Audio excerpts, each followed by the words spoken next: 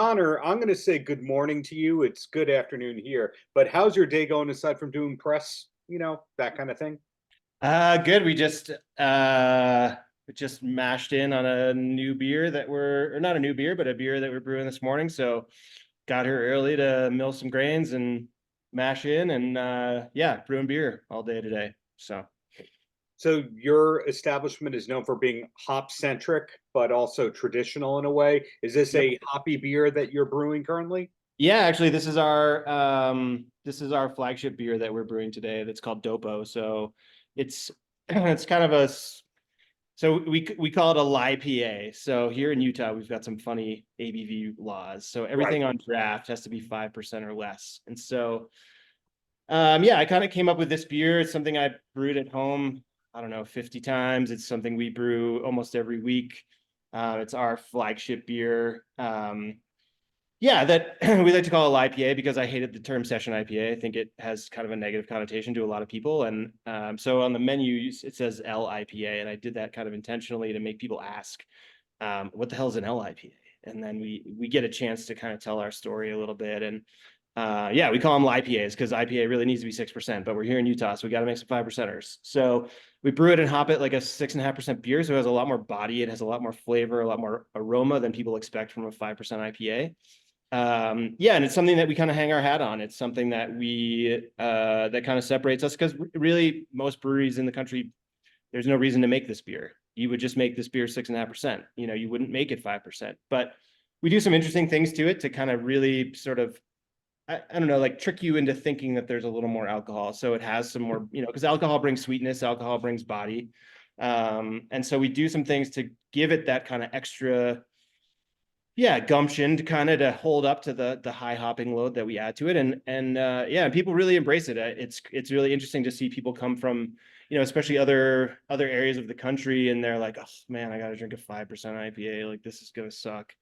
And then they have one and they're like, oh wow, like I wish we had these at home. Like I wish I could, get this much hop flavor and aroma at 5%. I'd drink more, I'd probably have a couple more. And that's, I think that's kind of what we're all about is we love hops for sure, but we also, like to drink beer, and being able to have these like really fun, highly hop beers at a lower ABV actually is great. We really enjoy it. So But speaking of body and party, the part in the pun right here, it's Wednesday, which means it's run club for your establishment as well, yeah, right? yeah, exactly. So it's a pretty busy day for you between unveiling the latest and the greatest, Yep. having the Mountain Beer Festival in a couple of days, and Run Club today. Is Wednesday usually your busiest day of the week? No, no. I mean, from yeah, Run Club ends up being we get a lot of people for sure. I think we get as many as 70 people sometimes for Run Club on our event nights, which if you saw our space, it's a tiny little space. We only have like 32 seats in here. So it's jam packed for sure. Definitely are busier days, and it's Run Club has definitely gained some more momentum over the last 6 months.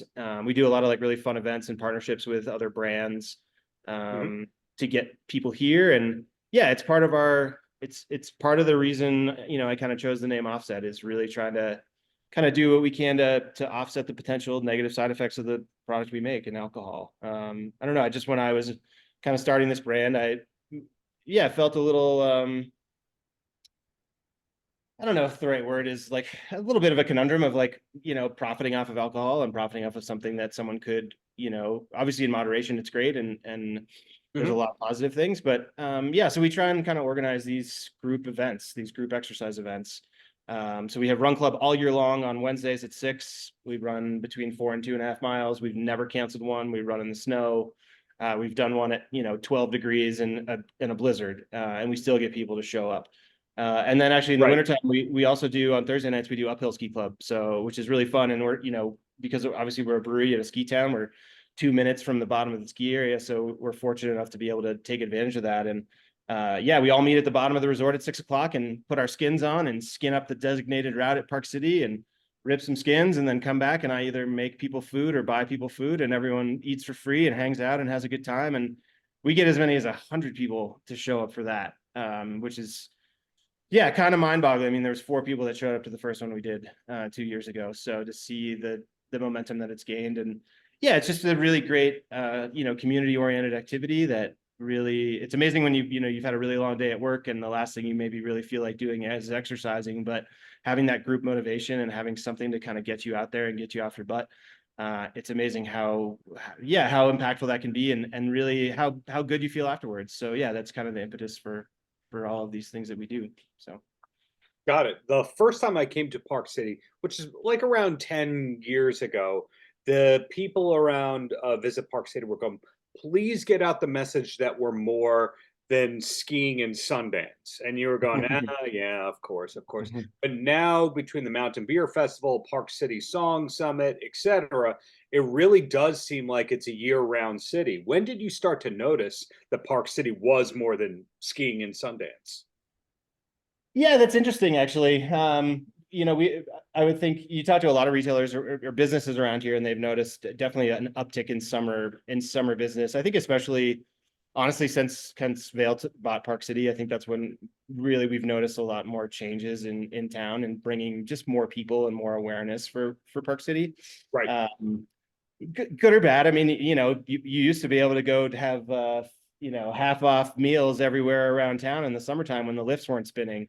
We don't have that. We're not fortunate to have that anymore, unfortunately. So for some of us that are locals here, it's a bit of a change. But yeah, I think in the last like kind of 7-8 years, we've seen summer definitely become more and more important from a business perspective, and we have some unbelievable mountain biking here in town. We have, I believe, over 500 miles of single track just here within city limits in Park City. So it is a lot of great skiing, but there's a lot of great biking here to do in the summertime as well. So there's a lot of good stuff going on for sure. What drew you to Park City in the first place? Because very few people are born there. Yeah. I'm from Vermont originally, but I work in the ski industry. I still actually have another job. I'm a ski rep as well. So I have worked for the ski company for my whole adult life, literally the day I graduated from college. And I was transferred here for work 17 years ago, I believe, 16 or 17 years ago. I wanted to be here. I was in California at the time, and I wanted to move kind of back to the Intermountain area. I went to school in Montana. So I've been here basically for the last 17 years. Park City, it's the accessibility, honestly. Like, I mean, Salt Lake, we can be at a major airport with direct flights to Amsterdam and Paris and Barcelona in 25 minutes from my house. Yet I live in a ski town, and I think that all the amazing things that a ski town brings, but also we're really fortunate from an accessibility standpoint, just to have Salt Lake close and have an airport close, and it's really great. I did not realize that there's direct flights from Salt Lake to Paris. Yeah. Yep.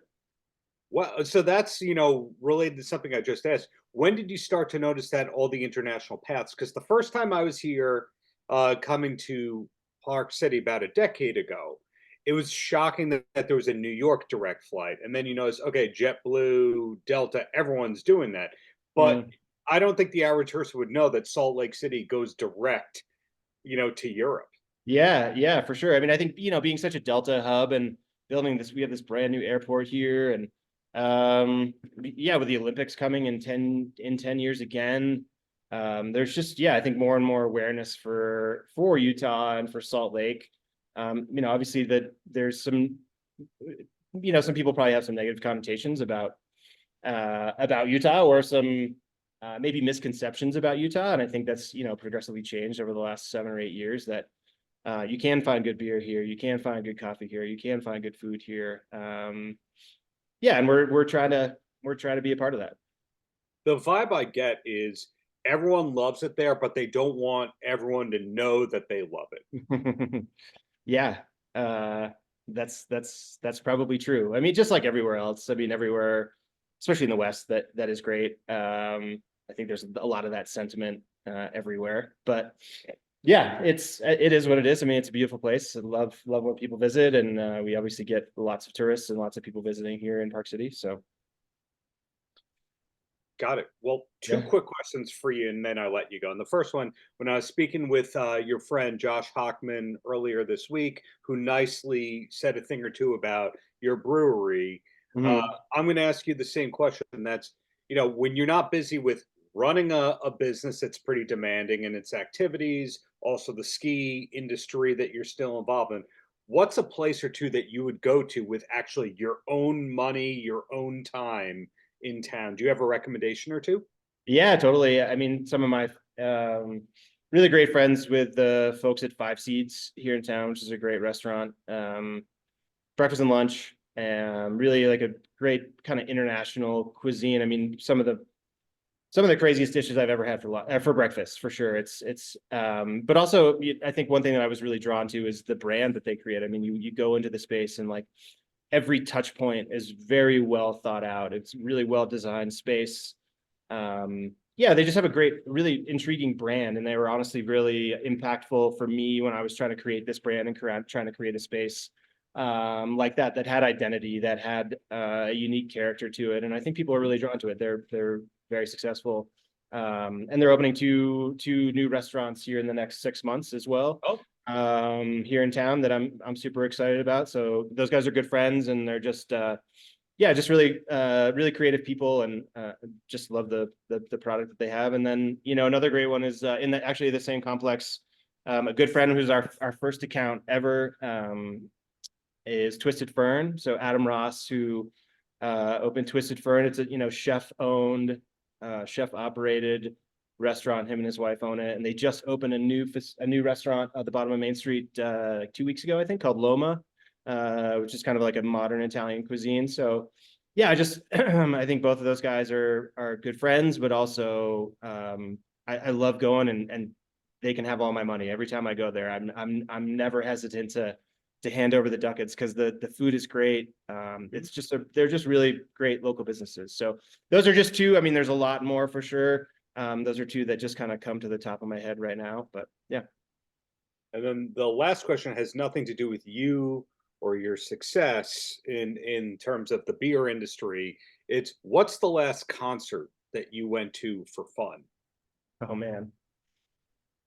The last concert. Oh, I went to see just recently. I went to see My Morning Jacket at the Park City Song Summit at the Canyons. So honestly, my favorite band, a band I've seen probably, I don't know, 10 or 12, 15 times. Someone I've listened to since probably the late 90s, early 2000s. Yeah, love those guys. It was a great show. So if you see them that many times, that means that Park City or Salt Lake City is a regular stop on their tour itinerary, which means, you know, building on a conclusion, that all the great tours do come through your market. Yeah, I mean, between Salt Lake and Park City, we get a lot of great music, especially Salt Lake. Park City isn't quite as good anymore as it maybe used to be. We have some really cool concert venues here that for whatever reason don't get used as much anymore. But yeah, we get a lot of really great music. And again, I mean, Salt Lake's 25 minutes away, so it's just super accessible. There's tons of venues down there. More and more people are coming to play, from gigantic venues to really tiny, awesome, intimate spaces as well. So yeah, we get a lot of great music. We're fortunate for sure. Paltrocast.